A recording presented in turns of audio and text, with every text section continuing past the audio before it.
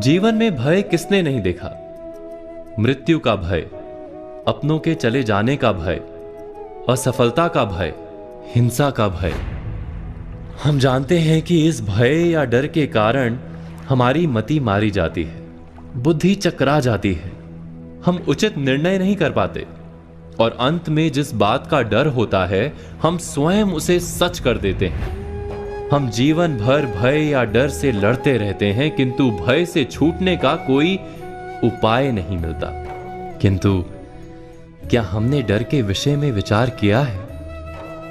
डर वास्तव में क्या है? जिस बात का हमें डर होता है, क्या वास्तव में वही डर का कारण होता है, या डर हमारे मन का भाव मात्र है जिसका वास्तविकता के साथ कोई संबंध नहीं?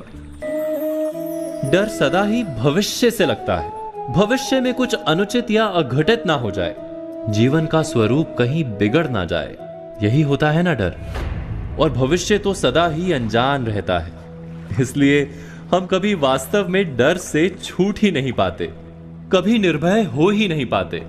भय हमारे अज्ञान का परिणाम है, क्या ये सच नहीं? गहराई से विचार करने पर हम तुरंत ही जान पाएंगे कि हम जिस अघटित या अनुचित की चिंता में रहते हैं वैसा हमेशा तो होता ही नहीं। भविष्य का क्रम तो हमारे डर से अनजान अपने मार्ग पर चलता रहता है। भय के कारण भविष्य नहीं बदलता, केवल हमारा मन रोग से भर जाता है। किंतु हमारा मन यदि स्वस्थ रहे, हृदय यदि स्थिर रह पाए, तो हम संकट को पराजित कर सकते हैं और जीने का सुख प्राप्त कर सकते हैं। भयभीत मन सुख मिलने पर भी भोग नहीं सकता। जिस क्षण हमें ज्ञान हो जाता है कि भविष्य पर हमारा अंकुश नहीं किंतु अपने मन पर अवश्य अंकुश है, उसी क्षण हम भय को पराजित करके निर्भय बन सकते हैं। केवल इतना ही ज्ञान आवश्यक है कि भय किसी परिस्थिति का नाम नहीं, हमारी मनस्थिति का नाम है।